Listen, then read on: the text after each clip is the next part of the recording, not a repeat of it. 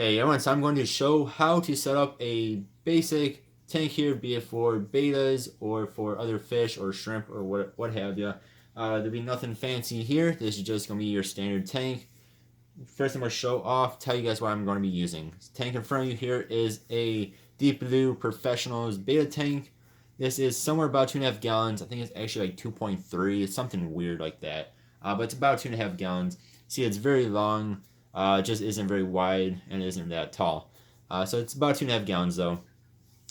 If you guys find this tank anywhere, I'd say go ahead and buy it. I bought it about 4 or 5 years ago. I want to say from Pet Warehouse in Indiana. And they used to sell it on Amazon. I could not find it. Now they only have a smaller version of it on there. Just a three-way betta tank, where this was a 5-way, meaning you could divide it up into 5 different sections here, which I never did because you're giving your betta like no room. But anyway, so that's what I'm going to be using for a tank. For a filter, I'm going to be using a Nano filter. This one specifically is the Deep Blue Professionals Nano filter. If you guys look up betta nano filters on Amazon, you will see there's a whole bunch of basically the same exact filter as this is, with just different brand names on them. Some will come with a pre-filter, which I would recommend, which just means that it will not suck up shrimp or baby fish in there. These are very nice filters though, because they do have an adjustable knob here, so you can adjust the flow rate. These are very nice. They go for between like 13 to somewhere around 20 bucks on Amazon, depending on what brand you get. So those are very nice. I'm going to be using a 25-watt Marina heater here. I wish this thing was like half the size that it is, because it is pretty good size. But being black, and I do black background there, as you guys can see, should be just fine. But again, 25-watt, which should be good for the size of a tank. I'm going to be using just standard gravel. A little bit here. Just standard, natural looking gravel. Use whatever substrate you guys want to use. I would recommend either gravel or sand. Those are two pretty basic and common substrates. Gravel is a little bit better than sand for reasons I'm not going to get into here. But either of them do work, and it really is up to your own preference. For decorations, I'm just going to be using silk plants. This, you can get these from Petco, PetSmart, whatever. Any pet store. I recommend using silk over the plastic plants because these are soft and a little bit more safe for your fish. If you guys want to get a bit more into it, you can use live plants as well. I would recommend Anubis, Java Fern, Java Moss, or moss balls, or Christmas moss, stuff like that. Stuff that is very easy to take care of. A couple other things that I want to show off. I do have a small silk plant. I do have a betta hammock, which I'm hoping the suction cup still works. And I have a handful, I think it's about 10, these little grass things. I can't even remember where I got this from. But these are, I want to say they actually glow underneath a blue light. And they're nice and soft and just made of silicone, which is pretty cool. And then I'm not using a top because I lost the top to this tank a long time ago, which is a glass top and actually covered up the entire thing, and there's really no air holes or anything like that. But again, I lost it. I'm going to be using an optibright from Aqueon LED light here. This thing is sweet. It has a whole bunch of different colored LEDs on it, and it basically covers up the entire top anyway, for the most part. So if you guys do get bettas, you might actually want to put a top on it, depending on if your betta is a jumper or not. Some of them are, some of them are not. Water. I am using DI water from a local pet store that my brother works at. When they give it to you, they use both replenish, which puts back in minerals into the water that the DI process takes out of it. As DI pretty much means it's just water and pretty much nothing else in it whatsoever. It's like 99.9% pure water. So it's very good water, but you do have to have replenished back into it. And then they also use a pH regulator that puts the pH at a nice even 7 as well. So the local pet store, again, I buy my water from, does that for us. So I'd either recommend either RO or DI water using the replenish and the regulator. That is better than tap water is going to be in most places, especially where I live in Illinois. The tap water here is not the best. Then real fast here, with that said, if you guys do use tap water, I highly recommend using Prime. This is a very good water conditioner. You gotta shake it up. It does not smell very good, but it is very strong and very good concentrated stuff. It's like the best stuff on the market for a water conditioner. So setting up your tank here, let's finally get into this after 5.5 minutes of me talking about what I'm putting in my tank. So first thing you want to do is make sure you find a nice stable place that can take the weight of your tank. So remember, a gallon of water is somewhere about 8.5 pounds. So a 2.5 gallon tank here is what, 8, 16, somewhere around 20 pounds or so. With just the water, you're adding in at least a few pounds of gravel.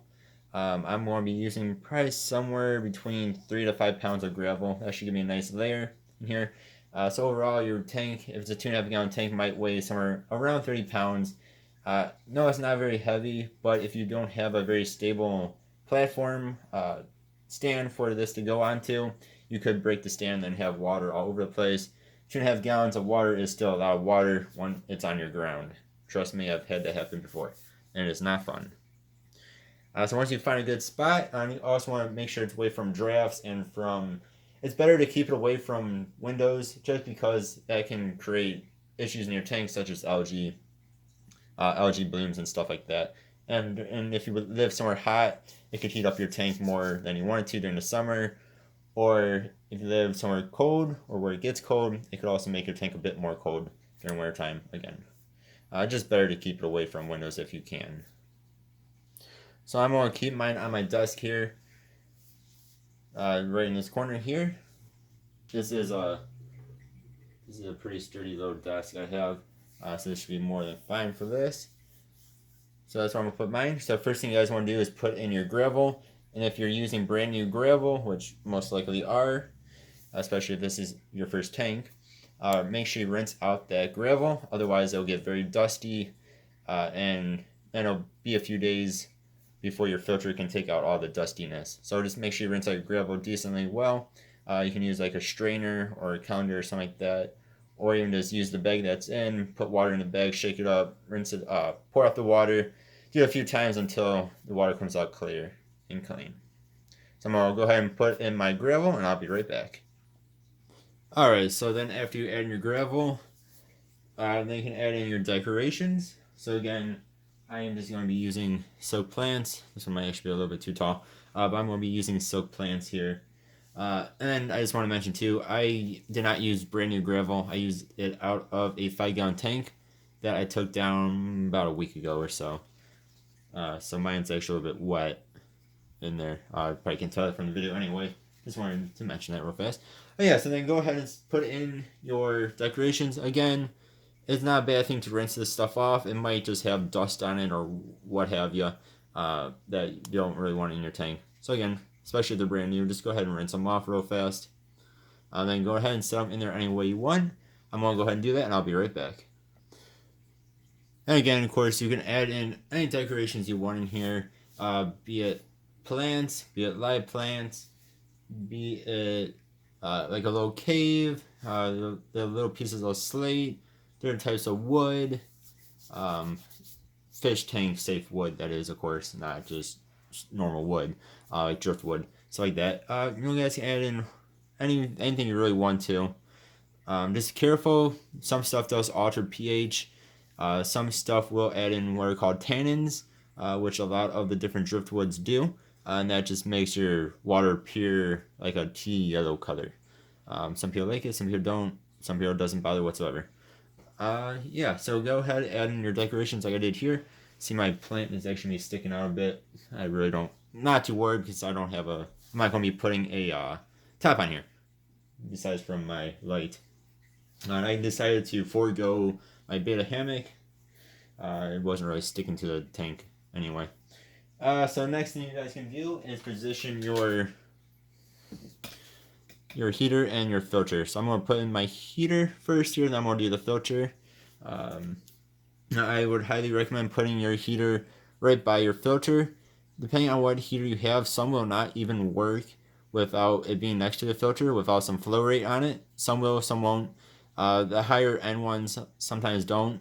I had a Fluval a couple years back that would not work unless it was right by the filter, getting that good old flow rate. So I just recommend putting heater by the filter. And I'm going to do mine. I'll be right back. Alright, so I put in the filter and I put it in the heater. I also rinsed out my filter because, as you guys saw, it was pretty nasty from just sitting around and from the last time I used it, which again was a long time ago. So I put them both in the corner. I put the heater underneath the filter. That way it gets that good old flow rate like I was talking about before. So this is pretty much all set up. The only thing that I am missing is the top. Again, I'm not going to use one. And then the light. And a lot of the kits these days come with the light built into the top. But again, I'm going to be using Aqueon optibrights that I've had for probably about 4 or 5 years as well here, and I'm not going to be using a top on mine. And of course, it's also missing water, thing that fish actually live in. So I'd say go ahead and put in the water. Usually I don't put it in all the way. Maybe about there. Hopefully you guys can see that. Yeah. Don't put it in all the way. Otherwise, when you add in, well, really anything, including your own hand, or if you got to move something around, because the water will distort stuff that's in your tank, especially gravel, then you'll overflow your tank. So just make sure you don't put in the water all the way up to the top. So that way you have some room for it to go up a bit when you put your hand in there to move stuff around. Or add in fish, or add in whatever. Alright, so I added in my water. I actually added in a little bit more than I really meant to. Mine's a little bit below my black line here. My is actually a little bit slanted coming towards us. So here the water level is up higher in the front than it is in the back. It's a little bit annoying. On a tank of this size, it shouldn't really matter as long as your filter and whatnot works. One very important thing to do before plugging in your filter is to add some water into the filter. Even filters that are self-priming, which means they don't have to have water up all the way, I would recommend for the very first time putting water into it. Some of the self-priming ones will just suck the water up from the tank itself and do it on its own. Others that are self-priming won't. They won't not do that unless there's enough water in the filter to start with to do it. Hopefully that made some sense. Then some filters are not self-priming whatsoever, which means they have to have water all the way up, otherwise they'll not work whatsoever. Highly recommend getting self-priming filters over non-self-priming filters. Reason for that is if you have a power outage and everything turns off, your filter turns off. If you have a self-priming filter, when the power turns back on, it should start itself up and have no issues. If it is a non-self-priming filter, it will not be able to start itself back up again. It will just sit there and the motor will run and it could burn itself out. And hopefully this won't happen, but it could start a fire or something in a very, very extreme case. But self-priming is definitely better than non-self-priming because it shouldn't cause any issues. So just add water to your filter for the first time. I added mine up all the way. Then again, have your heater, filter, all that good to go. And then if you want to, you can put it on the top, or if you want to, you can start up your filter and heater. I'm going to do my filter and heater first here.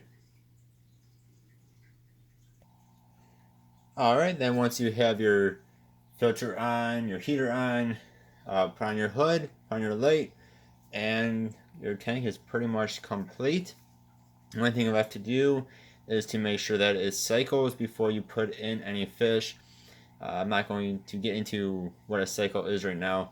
Don't know what a cycle is? Do a quick Google search. You guys will find it. It takes about a month, and pretty much what it does is get your bacteria going and going good. And because if you don't do a cycle, you will potentially end up killing your fish or whatever you put in here. Another way to, you guys, kind of forego said cycle is to use, they have many different types of bacteria supplements on chemicals at pet stores. I would recommend using the Tetra Safe Start That one seems to work the best from what I've read online and from my own personal use. What those do is they make the cycle very quick. So you add in your fish, you add in that stuff, and then it's supposed to help cycle your tank very quickly. Otherwise, you do a normal cycle, it takes somewhere around a month or more, depending on the tank, depending on different parameters. Yeah, so that is how to set up a basic tank here. This one I will probably actually use for a betta. That was the intended use for this tank originally. Of course, it is a Deep Blue Professional's betta tank here. And this is a very nice looking tank. You know, I might redecorate it or something, but there you go. That is the basics to setting up a tank. Now I just want to show off these lights. I love these lights. This is not sponsored in any way by Aqueon, no matter how much I wish it was. This isn't sponsored by anybody. But these are the optibrights. Again, I've had them for about 4 or 5 years now. Comes with a little remote. Now a whole bunch of other brands do the same thing nowadays. Some are even hooked up through Bluetooth through your phone, such as Fluval, some of the new Fluval lights and tanks. But you just get a whole bunch of different colors here. So you have your standard, and you can also dim it as well. And we'll keep it nice and bright. That way you guys can see it nice. So it has your normal blues and your whites or your RGB as well. So you can just have white on. The rest of the video is just going to be me messing around with these lights. So if you guys don't want to watch that, feel free to click off. So there's just blue lights. And also just have RGB, which so I can do blue, green, white. I think that one's red. Oh, that's definitely red. I was looking at the remote and not the lights themselves. Orange is very similar to the red. Pink. This is like I can't tell what color that actually is. I think that one's actually pink and this one's actually purple. Then you got yellow. And what's cool too about these funky lights is that you can have that on and then your blue. So you can have blue and blue, green and blue, blue and white. White dominates it. Red and blue, which looks really cool. Orange and blue. The purple and blue, which looks really cool. I mean, all these look really cool if you ask me. Pink and blue, and yellow and blue. Then again, you can also turn on just the whites with RGB. So there's a little bit of difference in colors on these, just not as much since white is very dominating. Yeah, okay guys, so I'm done messing around here. Hopefully this was helpful to you guys. I know this was a pretty long video, almost 20 minutes long. Hopefully this is helpful. Let me know what you guys think. Have any comments, have any questions, feel free to put them in the comments section and I will try to get back with you guys, or other people can help as well. Yeah, again, I plan on putting a betta on here, and I'm probably going to be using the Tetra Safe Start. Like most people, I'm not good at waiting for things. The Tetra Safe Start seems to do a good job. So, thank you guys very much for watching. I hope you guys found this helpful, and see you guys in the next vid. Goodbye.